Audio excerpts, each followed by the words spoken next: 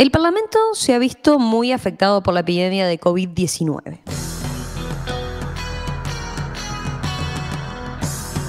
Se suspendieron sesiones, se realizaron otras por vía web y se celebraron instancias de senadores en la Cámara de Diputados, pues el mayor tamaño les permitía sentarse respetando la distancia requerida, por ejemplo. Un dato que llama la atención es la enorme cantidad de legisladores mayores de 65 años que pidieron licencia por recomendación sanitaria. Entre ellos, varias figuras de peso como José Mujica, Lucía Topolansky, Danilo Astori y Julio María Sanguinetti. Estos días se publicó un informe del Programa de Estudios Parlamentarios del Instituto de Ciencias Políticas que recaba estos y otros datos del primer mes de lo que es la 49ª legislatura del país. Vamos a conocer un poco más en detalle este estudio. Estamos en comunicación con el politólogo Daniel Chaschetti, conocido de En Perspectiva y coordinador del Programa de Estudios Parlamentarios. Daniel, ¿cómo andás? Buen día. Muy bien, muy bien. Bueno, a ver, Daniel, por favor, gracias a vos por atendernos en estos días. Ya estás hecho un experto, veo, en Hangouts, con esto de la tertulia de politólogos el martes y después ¿estás dando clase también vía web?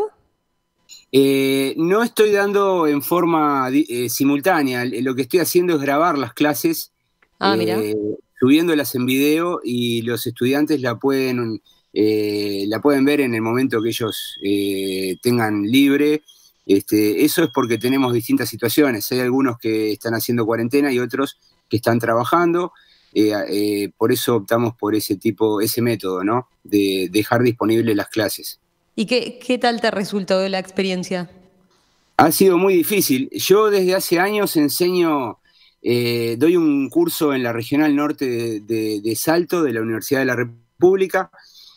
Buena parte de esas clases las doy por videoconferencia. Sinceramente nunca me he sentido cómodo utilizando ese método. Pero me doy cuenta que esto es distinto porque somos todos, no es uno o dos cursos que se dan de esa manera.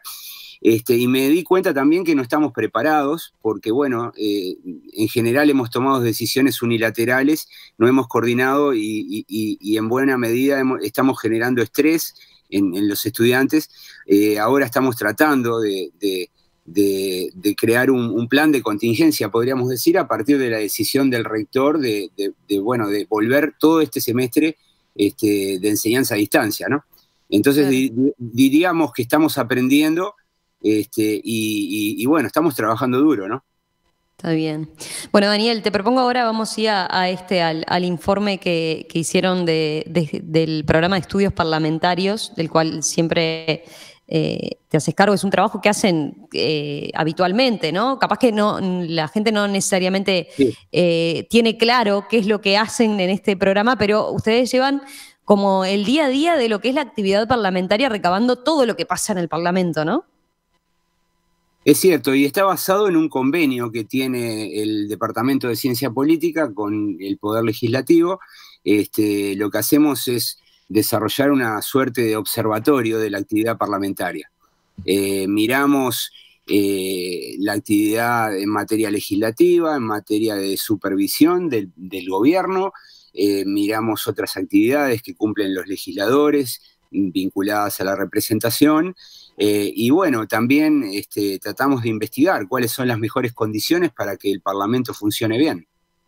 Te empiezo preguntando por eso. Capaz que voy allá a una de las conclusiones que ustedes mencionan, pero hay que destacar que pese al caos que ha supuesto el coronavirus, no hay capaz que grandes diferencias entre el primer mes y días, ¿no? Porque recordemos que el Parlamento asumió el 15 de febrero, de esta legislatura y otros comienzos en cuanto a lo que puede ser la actividad parlamentaria, ¿no? Pese a todo lo que ha pasado en el medio con el coronavirus. Es cierto, no se puede decir de que el Parlamento se ha detenido. En general, lo que ocurre desde la reforma de la Constitución de 1997 para aquí es que la mayoría de los inicios de la legislatura son lentos, porque en realidad el Parlamento se ve afectado por la elección departamental. Aproximadamente entre un 15 y un y un 20% de los legisladores en promedio tiende a ser candidatos a alguna intendencia del país, y eso lleva a que, bueno, a que pidan licencias. Por otra parte, cuando los gobiernos son reelectos, como pasó en el 2010 y en el 2015, no hay un cambio tan abrupto, no hay tanta urgencia por implementar un programa de gobierno, por tanto, los arranques no eran nada del otro mundo, no había una lluvia de proyectos, ¿no? Por tanto, esta legislatura, que prometía ser una legislatura de cambio, disruptiva, porque había habido una alternancia, porque había una nueva coalición en el gobierno, se vio un poco amortiguada por el efecto del coronavirus. Y eso es lo que encontramos, es decir, un parlamento que trabajó, que logró cierto rendimiento, pero que tuvo que lidiar, sobre todo en la segunda quincena de marzo, con estas dificultades. Sí, veía en el informe, ustedes mismos lo destacan, ¿no? Cómo, claro, la agenda del gobierno obviamente cambió. ¿Cuánto hablamos antes, hace algunas semanas, de la famosa LUC, la ley de urgente consideración? Exacto. Que iba a llegar por estos días al Parlamento y que quedó totalmente, por ahora, en suspenso, ¿no? Y ustedes mencionan eso, sí, que el rol que podía incluso haber tenido el Parlamento de haber seguido todo igual, por lo que significaba esos cambios, pero también incluso en lo que podría ser una crisis de este tipo, la función del Parlamento, ¿no? No ha tenido mucha cabida, ¿no? Sí, si miramos crisis anteriores, por ejemplo, si nos vamos al 2001, el Parlamento es la institución central, ¿no? Recordemos a Chugarri, designado ministro de Economía, yendo todos los días al Parlamento a sentarse con los senadores en la Comisión de Hacienda, a negociar. El Parlamento era como el epicentro donde ocurrían las cosas, donde los partidos negociaban. Esta crisis no fue así. El Parlamento va a ser una institución marginal, y hay razones para que eso fuera así, ¿no? En primer lugar, por el hecho de que este virus se combate con distanciamiento social, y el Parlamento es un órgano colectivo. La Cámara de Diputados tiene 99 miembros, hay que sumar a eso el conjunto de funcionarios que asisten, de secretarios, al normal desarrollo de las sesiones. La Cámara de Senadores tiene 31 miembros, también es una Cámara más chica, los parlamentarios están más juntos, entonces ahí se generó un problema, ¿no? Y después lo otro es que tenemos, de los 130, tenemos 23 legisladores mayores de 65 años, que necesariamente y responsablemente pidieron licencia y se fueron a hacer cuarentena a sus casas. Pero ahí, entre ese grupo, hay nombres muy pesados. Tú nombrabas alguno de ellos, todo ese tipo de cosas fueron afectando. Muchas reuniones que estaban previstas se debieron cancelar. Nosotros en nuestro informe, que está subido a nuestro sitio web, mencionamos concretamente que algunas comisiones directamente no funcionaron. 8 comisiones del Senado planificaron sesiones que no se hicieron, 4 directamente no se instalaron, solo funcionaron 3 en el Senado. Otro tanto ocurrió en diputados, donde si bien se instalaron 15 si bien se instalaron casi todas las comisiones, no lograron instalar una agenda de trabajo, nombrar sus autoridades, etc. Por tanto, digamos que el coronavirus le pegó fuerte al Parlamento, ¿no? Te iba a decir, cuando mencionábamos primero lo del rol del Parlamento en una crisis como esta, también capaz que tendríamos que mencionar que el propio gobierno tomó muchas medidas que no necesariamente requirieron de una ley, ¿no? Estamos hablando hoy, por ejemplo, la tertulia discutía en el fondo coronavirus. En ese caso sí fue por ley la resolución, pero el resto de las medidas en general han sido resoluciones del propio gobierno, ¿no? Que no requirieron mayores discusiones parlamentarias. Exacto, porque fueron medidas administrativas que el presidente podía hacer por decreto, ¿no? digamos que las leyes son importantes para modificar políticas públicas, pero el gobierno no modificó políticas públicas para enfrentar esta crisis, se apoyó en políticas públicas previamente diseñadas. En las políticas de salud, las políticas de desarrollo social que había dejado el anterior gobierno, bueno, el gobierno de la calle Pou las tomó y las rediseñó por la vía administrativa. Entonces, el Parlamento en ese sentido no fue tan exigido. Recién el 1 de abril, cuando ingresa el proyecto de ley de creación del Fondo Coronavirus, el Parlamento comienza a tener algún tipo digamos, de lugar relevante. Tampoco se vieron algo que es muy común en momentos de crisis, que es hacer venir al Parlamento a los ministros. No hubo interpelaciones. Yo creo que eso también tiene que ver con la idea de que, bueno, de que el sistema político debe estar unido, y en ese sentido toda interpelación entraña un conflicto, un cuestionamiento. No son solo preguntas, sino también es un debate dialéctico entre el gobierno y la oposición, y en ese sentido tampoco existieron esas instancias. Es probable que en el futuro las tengamos, pero por el momento no se dieron. Sí, en todo caso, veía en el informe que ustedes marcan, lo que sí hubo fueron, como se hace dentro de lo que es el control parlamentario, ¿no? El control que pueden hacer los propios legisladores, son pedidos de informes, ¿no? Pedidos de acceso Sí, a la información bueno, que en ningún caso fue respondido, pero por ahí es en todo caso lo que se ha hecho. sí, los legisladores pidieron 49 pedidos de informe, a distintas reparticiones. De los 49 hay 12 dirigidos al Ministerio de Salud Pública, de los cuales 9 están centrados en cuestiones relativas al coronavirus. Se pregunta, bueno, cuántos kits, cómo están los hospitales, cómo están los CTIs, etcétera, ¿no? Los legisladores en ese sentido están empezando a controlar, pero es también como una reacción tardía. También se pregunta sobre cómo el MIDE se está trabajando, sobre algunas de las medidas económicas que el gobierno está implementando. De los 49 pedidos de informe, el ministerio más requerido fue el Ministerio de Salud Pública, pero no fue por una mayoría tremenda, porque en realidad los pedidos de informe sobre este ministerio se concentraron en la segunda quincena de marzo, ¿no? En la primera quincena las preocupaciones de los legisladores iban por otro lado y tenían más que ver, bueno, con otras políticas públicas, como por ejemplo la seguridad o la economía, ¿no? Y también veía, incluso los partidos de coalición hicieron pedidos, sí, pero sobre cómo quedó en todo caso, cómo quedaron las carteras en relación al gobierno pasado.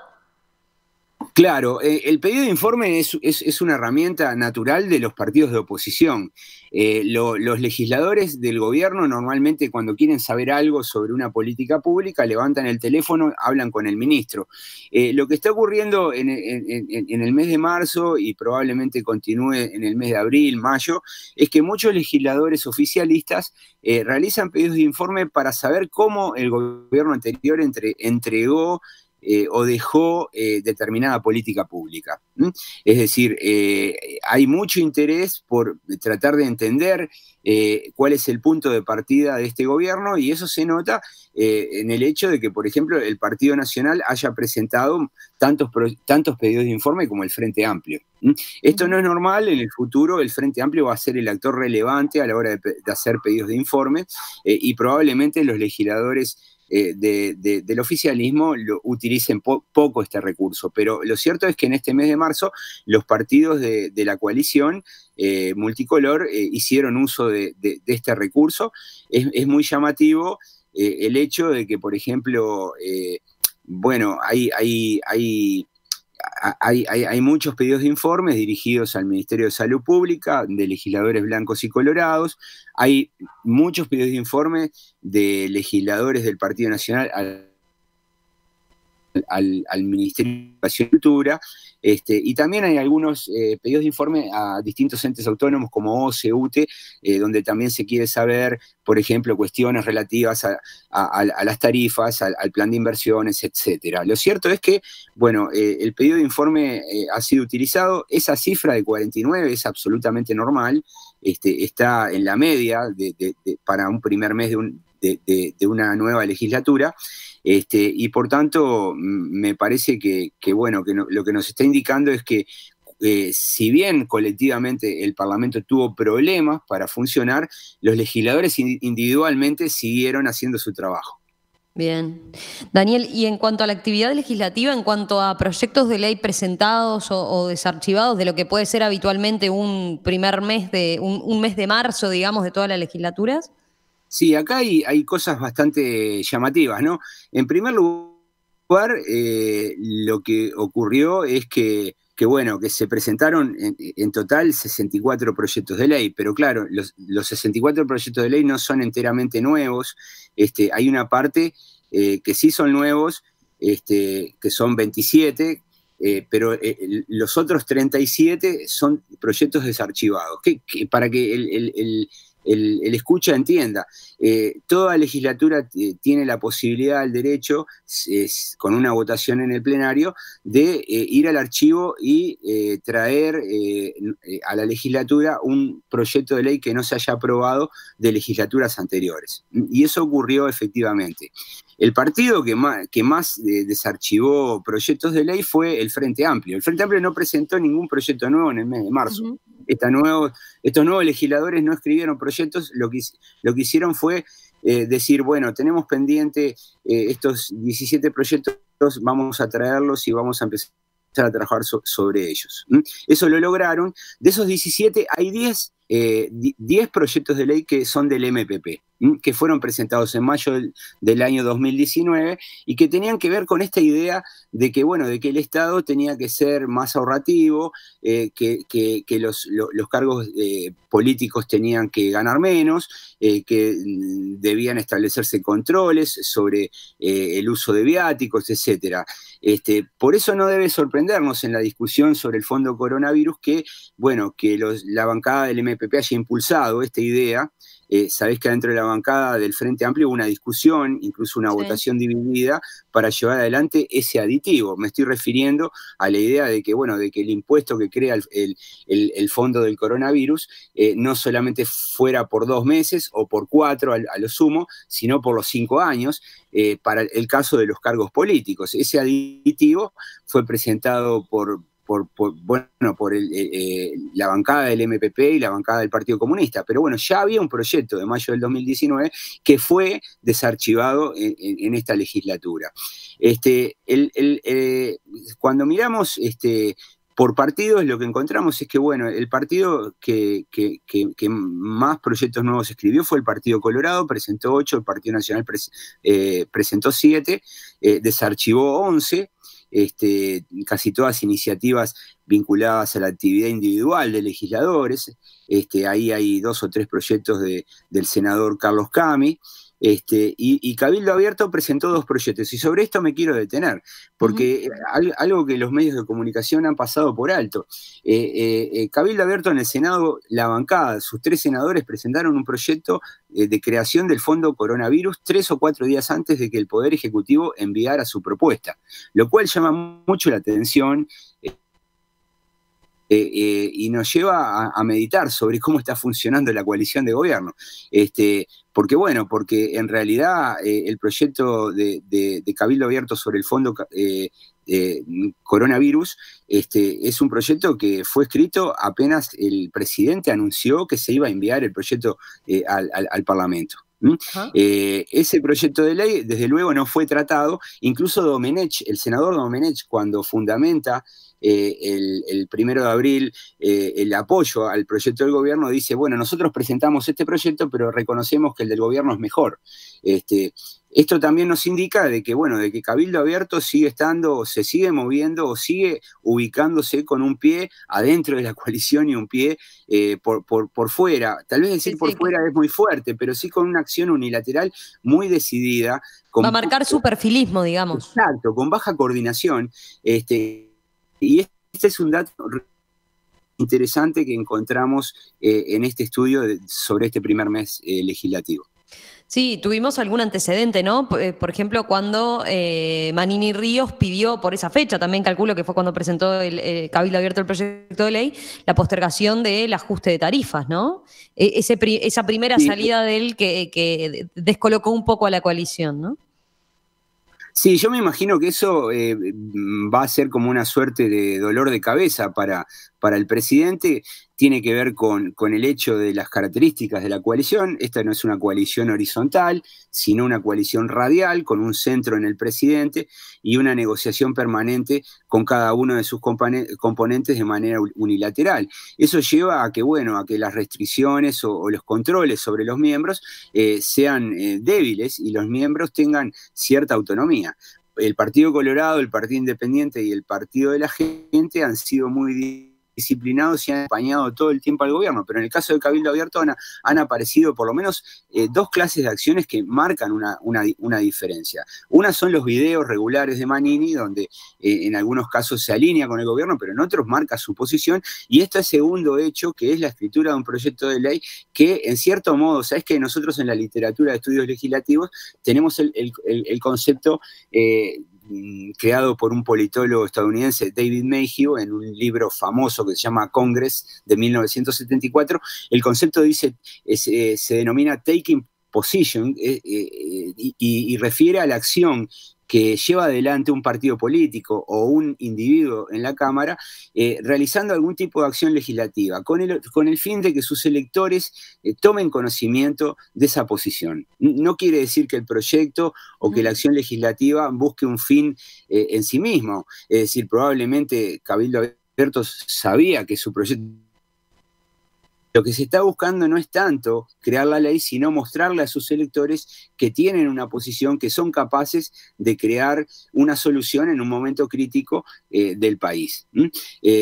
No sé cómo evalúan el hecho de que, bueno, de que ese proyecto podría haber terminado rivalizando con la iniciativa del gobierno, pero eso en definitiva al final no ocurrió. Daniel, para ir cerrando, te pregunto, mencionábamos algo de las sesiones de las comisiones, que bueno, si bien muchas se lograron instalar, prácticamente no lograron sesionar, ¿no? Por esta situación que se dio a partir de la segunda parte de marzo con el coronavirus. Sí las sesiones plenarias de cada una de las cámaras, pero ahí ya mencionabas al pasar la cantidad de relevos que tuvo que haber, sobre todo en la Cámara de Senadores, ¿no? Donde, claro, en general tienden a ir miembros más de mayor trayectoria en edad, más veteranos, ¿no? Sí. Y justamente como población de riesgo, entonces, se pidieron esta licencia por sanidad. Exacto, los legisladores que pidieron licencia por esta situación es una lista bastante larga, afecta mucho más a la bancada del Frente Amplio que a la bancada de otros partidos. La lista es larga, en el Senado está Mujica, Topolansky, Bonomi, Astori, Lilian Quechichán. Los más relevantes o importantes de los partidos tradicionales son Sanguinetti, Abreu. No todos los legisladores en edad de riesgo pidieron licencia. Por ejemplo, recién mencioné a Domenech, es un legislador que tiene más de 75 años, o tiene 65, está ahí en el borde y directamente no pidió licencia. Pero lo cierto es que esto genera un problema, porque lo que ocurre es que, por ejemplo, a José Mujica lo sustituye Alejandro Sánchez, a Lucía Topolansky la sustituye Sebastián Sabini. Lo que termina ocurriendo es que los principales o los diputados más experientes de la Cámara comienzan a trasladarse al Senado.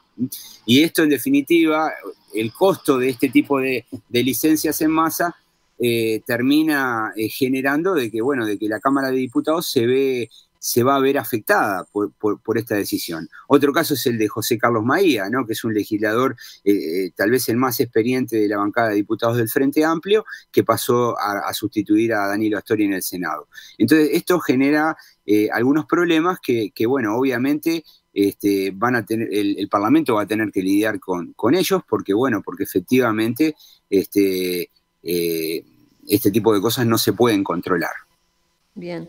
Para cerrar, Daniel, vuelvo sobre el arranque. Yo te decía, bueno, pese a que al Parlamento, digamos, le pasó por mucha cosa y por mucha situación nueva a partir del coronavirus, ustedes señalan que tuvo una productividad media en comparación con las anteriores 4 legislaturas, aceptable, ¿no?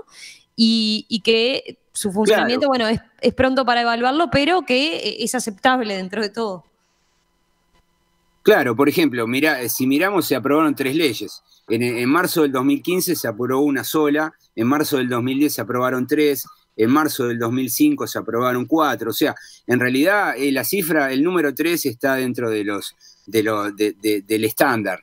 En materia de proyectos, bueno, se presentaron 64 proyectos, en la anterior se habían presentado 88, pero esa era una cifra extremadamente inflada por una decisión que tomó en ese momento el senador Pedro Bordaberry, que fue juntar todos los proyectos que el Partido Colorado no había logrado aprobar en la legislatura anterior, y los presentó en un único acto bajo su firma. Eso generó una gran inflación de proyectos, pero lo normal, si exceptuamos la anterior legislatura, la actual es mucho más productiva en materia de proyectos de ley que la del 2010, que la del 2005 y que la del 2000. O sea, esto nos está indicando, bueno, que el Parlamento se puso a trabajar. Cuando miramos pedidos de informe pasa algo parecido, está en la media, no alcanza los 66 pedidos de informe que se vieron en marzo del 2000, ni los 56 que se vieron en marzo del 2015, pero 49 es una cifra muy, muy buena. Y cuando miramos el número de sesiones, vemos que, por ejemplo, en marzo del 2020 se realizaron más sesiones que en marzo del 2015. En marzo del 2015 la Cámara de Representantes se reunió 6 veces, en el 2020 se reunió 8. El Senado en el 2015 se reunió 5 veces, en el 2020 se reunió 7 veces. O sea, podemos decir que, bueno, que efectivamente el coronavirus y la crisis afectó al Parlamento, perdió cierta centralidad, pero desde el punto de vista de su funcionamiento, la institución y sus miembros siguieron trabajando. Daniel Chaschetti, politólogo, coordinador del